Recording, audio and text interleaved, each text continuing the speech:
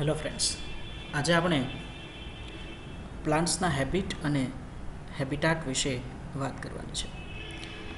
તો સૌપ્રથમ જોઈએ હેબિટ. હેબિટની ડેફિનેશન જોઈએ તો what is habit? Habit is characteristics form or body appearance of plant. વનસ્પતિનો જે પુખ્ત વયે દેખાવ થાય છે, when plants matures and how they appears, that is called habit. વનસ્પતિ જ્યારે પુખ્ત વયે પહોંચે છે અને તે જેવા પ્રકારનો દેખાવ ધરાવે છે એ દેખાવને હેબિટ તરીકે ઓળખવામાં આવે છે. જો હેબિટના પ્રકાર જોઈએ આપણે વન બાય વન, તો first is herb. What is herb? ગુજરાતીમાં આપણે તેને છોડ કહીએ છીએ. A plant with soft stem, annual, biennial or perennial, whose aerial portion is relatively short-lived, that is called herb. એવી વનસ્પતિઓ કે જેના સ્ટેમ છે એ સોફ્ટ છે, કુમળા પ્રકાંડ છે, તેઓનું જે લાઈફ સ્પાન છે એ એન્યુઅલ, બાયનિયલ ઓર પેરેનિયલ છે. એટલે કે તે પોતાનું જીવનચક્ર બીજથી શરૂ કરીને બીજ ઉત્પન્ન કરે ત્યાં સુધીનું જીવનચક્ર એ એક વર્ષાયુ વનસ્પતિ તરીકે હોય, એટલે કે એન્યુઅલ પ્લાન્ટ છે. એક જ વર્ષમાં તે અંકુરણ પામી અને નવા બીજ ઉત્પન્ન કરે છે. આઈધર બાયનિયલ હોઈ શકે છે હર્બ્સ, એવી વનસ્પતિઓ કે જેની અંદર વનસ્પતિના બીજના અંકુરણ થયા પછી એ જ્યારે બીજ ઉત્પન્ન કરે ત્યાં સુધીનો સમયગાળો 2 વર્ષમાં વહેંચાયેલો હોય છે. પ્રથમ વર્ષે તે મેચ્યોર થાય છે, બીજા વર્ષે કોઈ સિઝનની અંદર એની અંદર સીડ્સ આવતા હોય તો એ બાયનિયલ ટાઈપનું એમનો લાઈફ સ્પાન હોઈ શકે. ઓર હર્બ મે બી ઓફ પેરેનિયલ. અમુક હર્બ એવા છે કે જેની અંદર 2 કરતાં પણ વધારે વર્ષનો સમયગાળો લાગે છે બીજ ઉત્પન્ન થવામાં. હર્બ જ્યારે બાયનિયલ અને પેરેનિયલ કન્ડિશનમાં હોય છે ત્યારે એમનો એરિયલ પોર્શન છે એ ડાય થઈ જાય છે અને પછીના નેક્સ્ટ વર્ષમાં વળી પાછો એનો એરિયલ પોર્શન આવે છે. એટલા માટે હર્બ એવી વનસ્પતિઓ છે કે જે સોફ્ટ સ્ટેમ ધરાવે છે અને એમનો એરિયલ પોર્શન એટલે કે હવાઈ ભાગ છે એ બહુ શોર્ટ લિવ્ડ હોય છે compare to other plants, for example grasses. Second form of plant અથવા તો બીજી પ્રકારનું વનસ્પતિનું સ્વરૂપ છે એ છે શ્રબ. ધે આર પેરેનિયલ એટલે કે બહુવર્ષાયુ હોય છે. ધે આર વુડી પ્લાન્ટ એટલે કે તેઓનું પ્રકાંડ છે એ કાષ્ઠીય છે, મજબૂત જોવા મળે છે. They are of relatively low stature. તેઓનું સ્વરૂપ છે એ કંઈક અંશે ટૂંકું છે, ટૂંકા વૃક્ષ જેવું એ દેખાય છે. And they are typically with several stems arising from or near the ground. આ વનસ્પતિઓ એવી છે કે જેમાં જમીનની નજીકથી જ કાં તો જમીનમાંથી જ એમાં ઘણા બધા પ્રકાંડ ઉત્પન્ન થતા હોય એવું દેખાય છે, અથવા તો જમીનથી થોડેક ઉપર ગયા પછી મુખ્ય પ્રકાંડ છે એ ઘણા બધા પેટા શાખાઓમાં વહેંચાઈ જાય છે કે જે દરેક શાખાઓમાંથી આપણે કોઈ મુખ્ય શાખા એને કહી શકીએ નહીં. Thus they does not have a clear stem. અને એટલા માટે આવા પ્રકારની વનસ્પતિઓ છે એને કોઈ ચોક્કસ વિશિષ્ટ પ્રકાંડ અથવા તો મુખ્ય પ્રકાંડ હોતા નથી. ફોર એક્ઝામ્પલ કેપેરિસ, કેરડો. તો આવી વનસ્પતિઓ છે એમાં જમીન પરથી ઉગ્યા બાદ મુખ્ય સ્ટેમ હોય તો પણ એના મુખ્ય સ્ટેમ છે એ થોડુંક જ લંબાઈ ધરાવે છે, અને ત્યાર પછી ઘણા બધા પેટા અથવા તો સબ બ્રાન્ચીસમાં ડિવાઈડ થઈ જાય છે. તો આવા પ્રકારના જે વનસ્પતિનું સ્વરૂપ છે એને શ્રબ તરીકે ઓળખીએ છીએ. Third one is tree type of habit અથવા તો વૃક્ષ સ્વરૂપ. જેમ કે આપણે જાણીએ છીએ કે એ પેરેનિયલ વુડી પ્લાન્ટ હોય છે, બહુવર્ષાયુ કાષ્ઠીય વનસ્પતિ છે કે જેમને એક સિંગલ ટ્રંક હોય છે, એને મુખ્ય પ્રકાંડ હોય છે જેને આપણે થર્ડ તરીકે ટ્રંક તરીકે ઓળખીએ છીએ. ફોર એક્ઝામ્પલ મેલિયા, લીમડો. ફોર્થ એ છે climber. Plant with thin or and long stems. તેમના પ્રકાંડ છે કેવા છે? પાતળા છે અને લાંબા છે. With diffuse branches. તેમાંથી ઘણી બધી શાખાઓ છે એ ઉત્પન્ન થાય છે. And special organs of attachment by means of which it clings to the neighbouring objects. અને એમની પાસે એવા ચોક્કસ અંગો છે કે જેના દ્વારા તે કોઈ ઓબ્જેક્ટ ઉપર અથવા તો કોઈ આધાર ઉપર ચડે છે, આરોહણ કરે છે અને પોતાના સ્વરૂપને હવાઈ અનુભવ આપે છે. ક્લાઇમ્બર છે એમના સ્ટેમ છે નબળા છે, એટલા માટે પોતે ટટ્ટાર હવામાં ઊભી રહી શકતી નથી, પરંતુ તેમની પાસે એવા લીફના મોડિફિકેશન્સ હોય છે. ફોર એક્ઝામ્પલ અહીંયા બાજુમાં ચિત્રમાં તમને બતાવ્યા છે, તો એવા સ્પ્રિંગ જેવા મોડિફિકેશન્સ ઉત્પન્ન થાય છે અથવા તો ક્લોઝ જેવા મોડિફિકેશન્સ ઉત્પન્ન થાય છે કે જેનાથી આ વનસ્પતિઓ આધારની સાથે ચોંટી અને પોતાના પર્ણોને પૂરતો સૂર્યપ્રકાશ મળી રહે, પૂરતો હવા ઉજાસ મળી રહે એ માટે એરિયલ ફોર્મ બનાવે છે. તો આવા પ્રકારની વનસ્પતિઓને ક્લાઇમ્બર્સ તરીકે ઓળખવામાં આવે છે. Another form is of creeper type. અહીંયા પણ વનસ્પતિઓ છે એ વનસ્પતિનું પ્રકાંડ છે એ સોફ્ટ સ્ટેમ ધરાવે છે, સોફ્ટ સ્ટેમ છે, ટટ્ટાર ઉપર રહી શકે તેવું નથી, અને they creep on the ground, તે જમીન ઉપર પ્રસાર પામે છે. ભૂપ્રસારી જેને આપણે કહીએ છીએ, જમીન ઉપર પોતાના આખા બોડીને એવી રીતે ફેલાવે છે કે જેના કારણે એ બહુ બહોળો વિસ્તારમાં એ છવાઈ જાય છે, જમીન ઉપર છવાઈ જાય. તો એવી વનસ્પતિઓને ક્રીપર ફોર્મ કહેવામાં આવે છે. ગુજરાતીમાં આપણે સામાન્ય રીતે બધાને વેલા જ કહેતા હોઈએ છીએ, બરાબર. પણ આ બંનેની અંદર ડિફરન્સ એ છે કે ક્લાઇમ્બર્સ જે છે એ ક્લાઇમ્બર્સ એ કોઈ આધાર ઉપર વળગી અને એરિયલ ફોર્મ પ્રોડ્યુસ કરવાનો પ્રયત્ન કરે છે, જ્યારે ક્રીપર હવામાં આગળ વધતા નથી, જમીન ઉપર જ પથરાયેલા હોય છે. અનધર વન ઇઝ ટ્વિનર, કે જેને આ ગુજરાતીમાં વળવેલ તરીકે ઓળખવામાં આવે છે. આવા પ્લાન્ટ્સ કેવા છે તો કે તે આધારની સાથે આખું જ એનું જે સ્ટેમ છે, એનું બોડી છે એ ટ્વિન થાય છે, એ વળ ખાય છે, અથવા તો એ સ્પ્રિંગ જેની જેમ એનું આખું જે બોડી સ્ટ્રક્ચર છે, એનું આખું જે સ્ટેમ છે એ આધારની ફરતું વીંટળાય છે.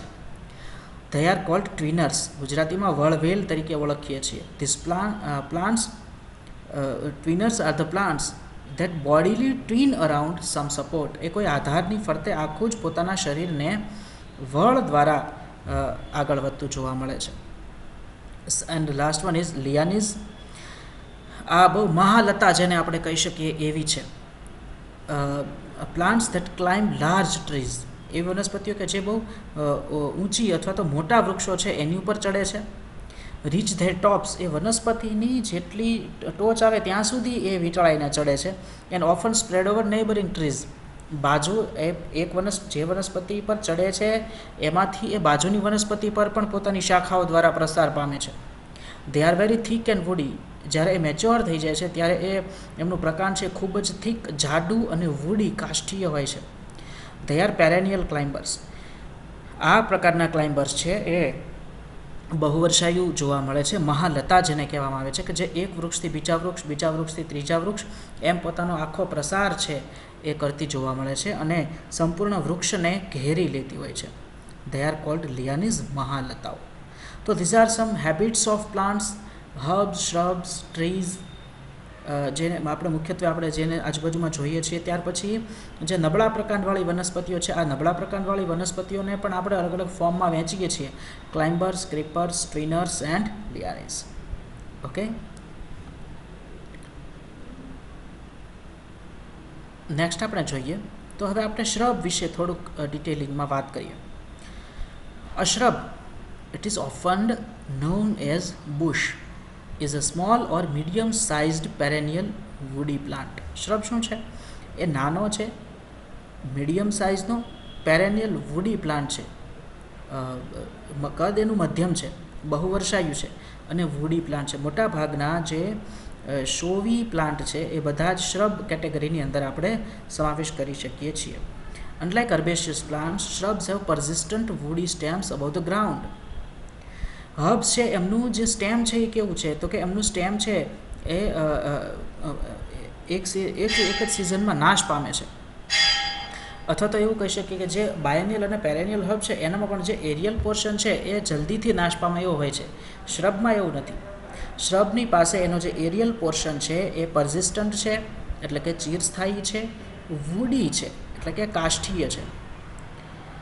શ્રબ્સ કેન બી ડેસિડ્યુઅસ ઓર એવરગ્રીન. આ શ્રબ પણ ડેસિડ્યુઅસ અથવા તો એવરગ્રીન એટલે કે કાં તો એ ડેસિડ્યુસ એટલે કે જેના પાન ખરી જાય છે એવા પ્રકારની વનસ્પતિ હોઈ શકે, અથવા તો એવરગ્રીન સદાબહાર સદાહરિત પ્રકારની વનસ્પતિ પણ શ્રબ્સમાં હોઈ શકે.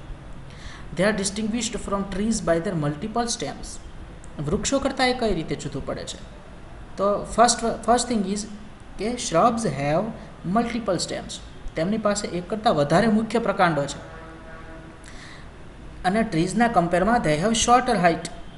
વૃક્ષો કરતાં એ થોડાક નીચા છે. લગભગ 6 થી 10 મીટર જેટલી ઊંચાઈ ધરાવતા શ્રબ્સ છે એ જોવા મળે છે.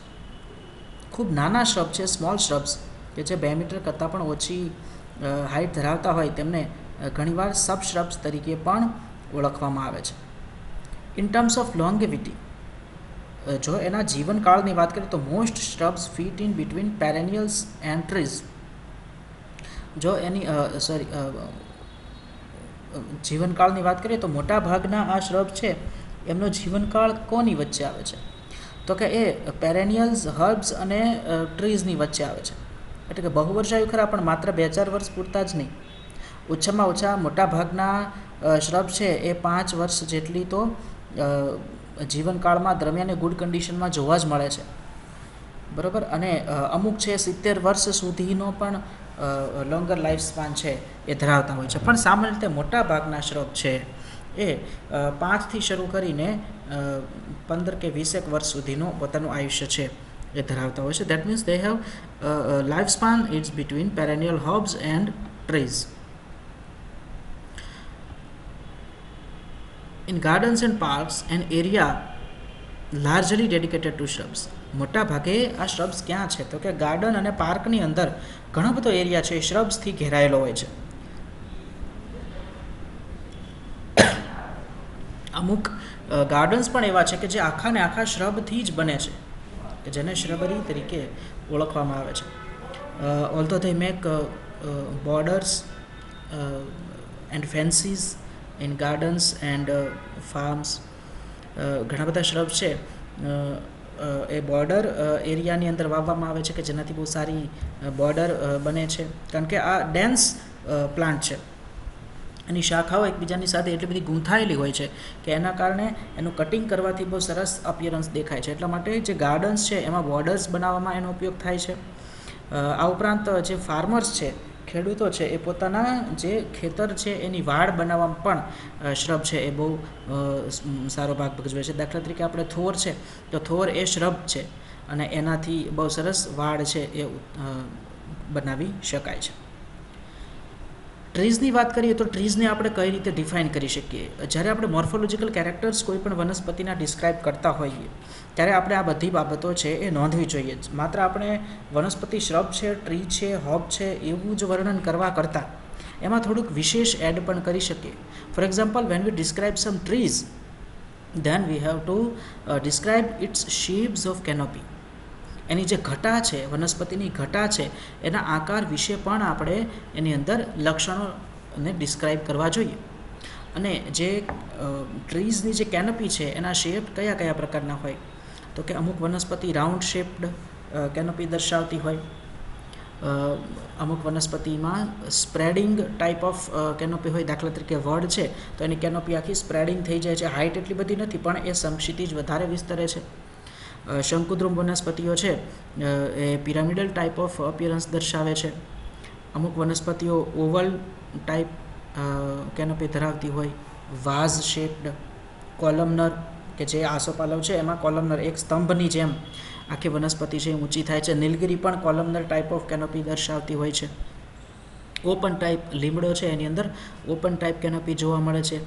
વીપિંગ એટલે કે જે ઘણી બધી વનસ્પતિઓમાં શાખાઓ છે એ નીચેની બાજુ ઢળકતી જોવા મળે છે.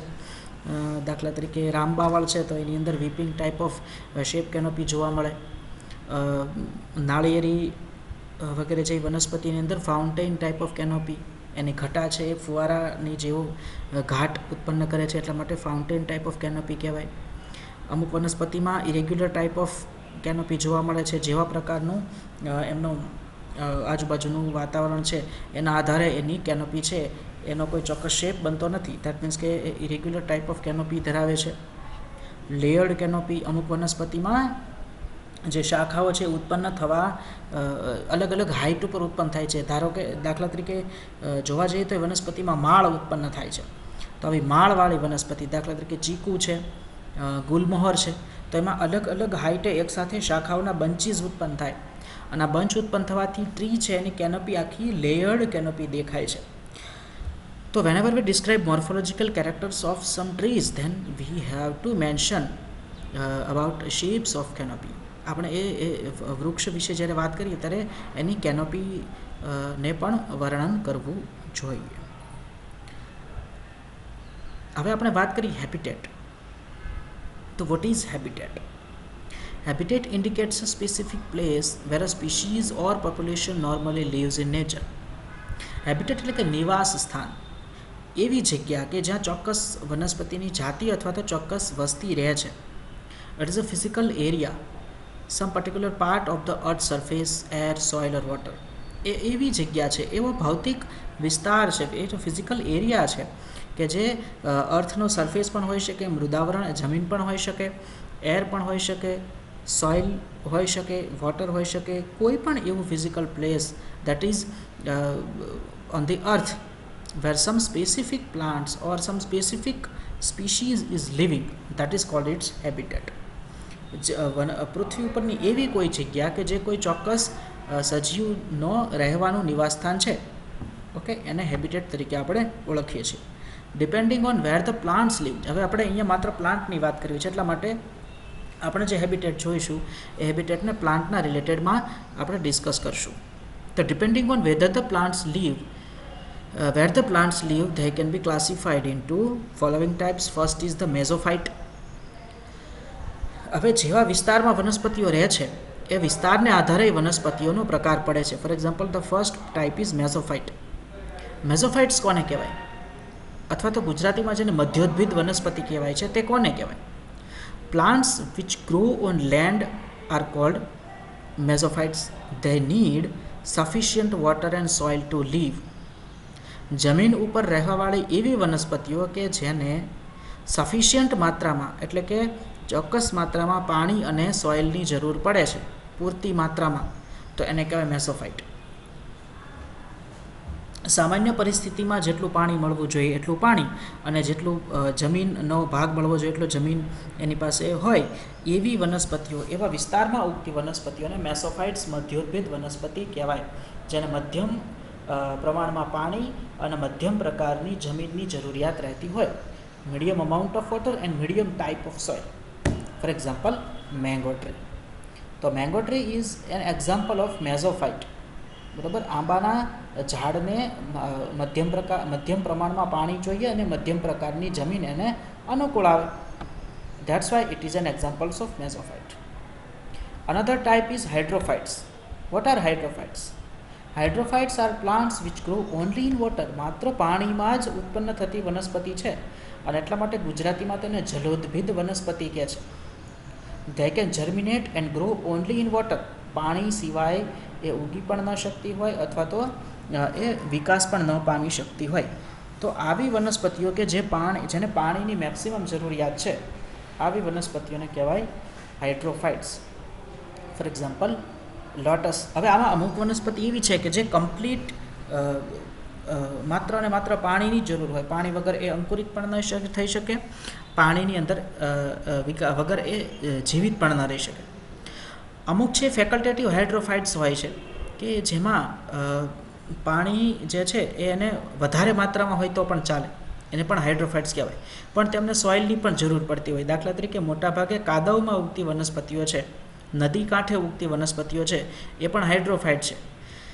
એમને માત્ર પાણીની જરૂરિયાત નથી, બરાબર, that does not require only water. બરાબર, એમને જમીનની પણ જરૂરિયાત છે, પણ પાણીની વધારે માત્રામાં જરૂરિયાત છે પોતાનું જીવનચક્ર પૂર્ણ કરવા માટે.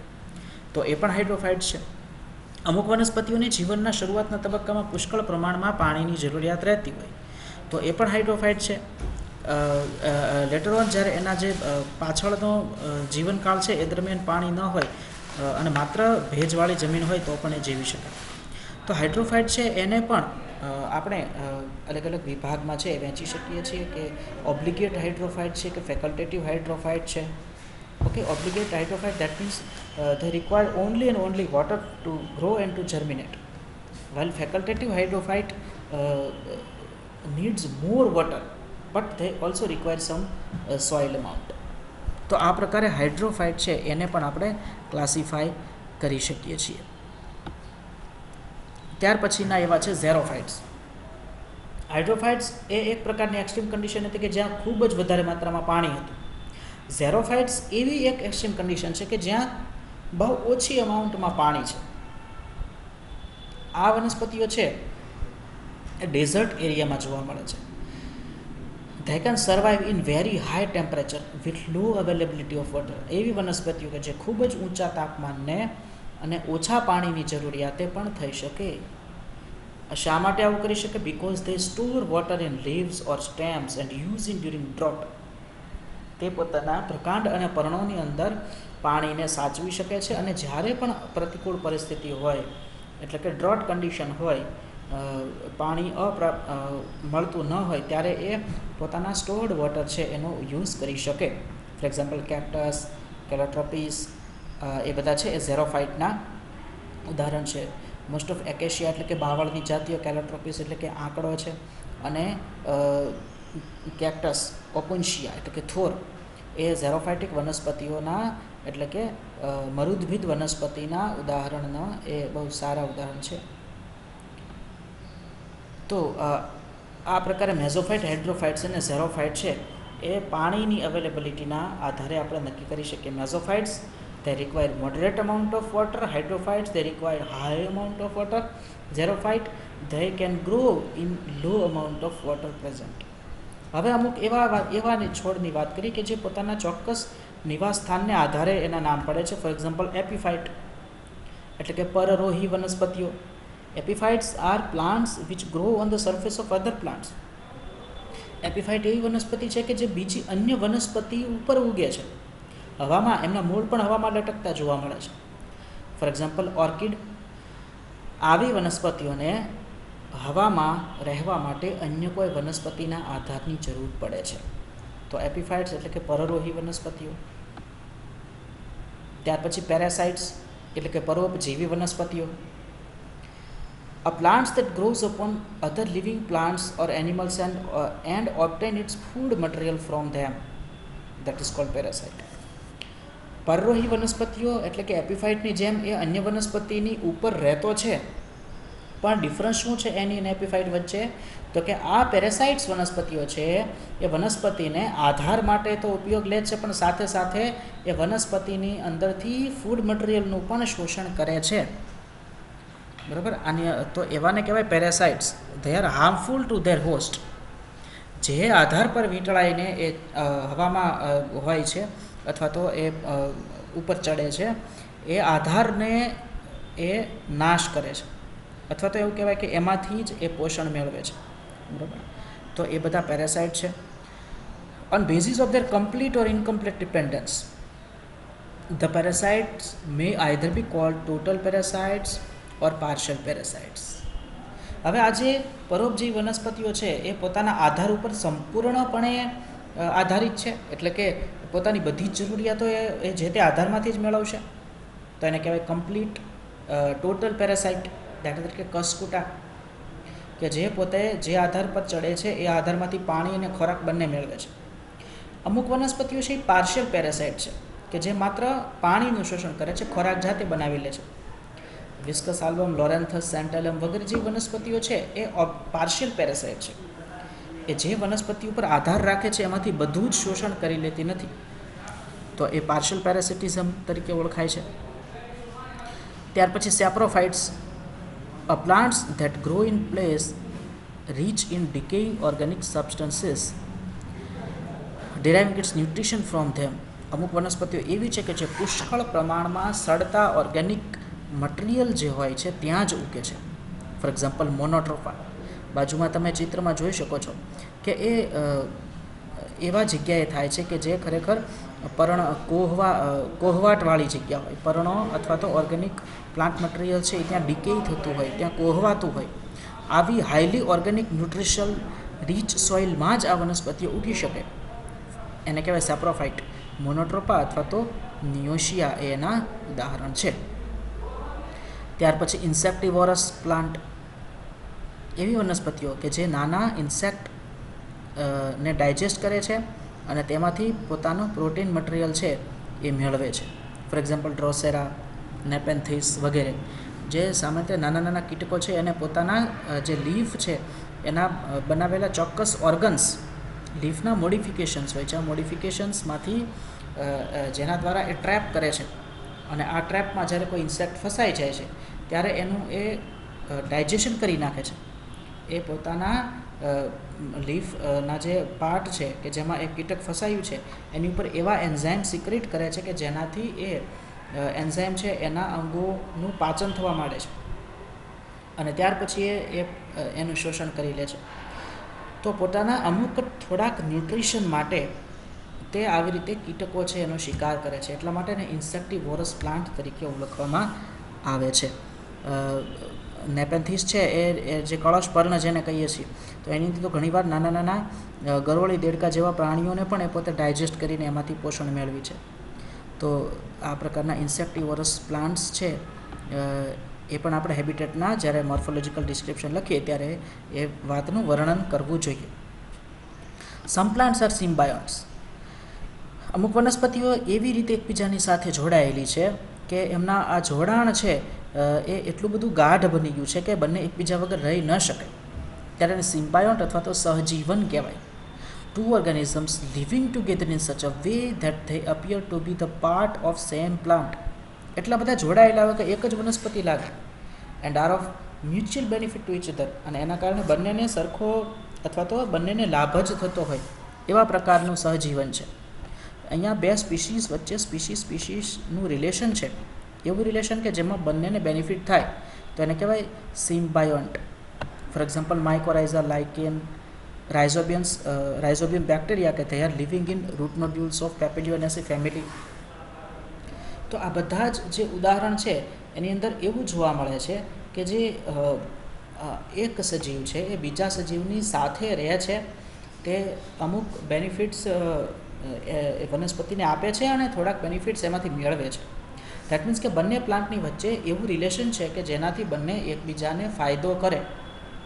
અને આ ઘણીવાર આ જે સિમ્બાયોસિસ છે એ એટલું બધું જોડાયેલું હોય કે જો તમે એમાંથી એ બે પ્લાન્ટને છૂટા પાડો, એ બે જ સજીવને છૂટા પાડો, તો they can not live separately. For example lichens છે, એ લાઇકેન્સમાં ફંજાઈ અને આલ્ગીનું સિમ્બાયોસિસ છે, ફૂગ અને લીલ એકબીજાની સાથે સહજીવનથી રહે છે. તો હવે જ્યારે એ બંનેને સેપરેટ કરવામાં આવે ત્યારે બંને એકબીજા વગર રહી શકતા નથી. તો બે સજીવ એકબીજાની સાથે એવા મેળથી રહેલા છે કે જે એક જ સજીવ જેવા દેખાય.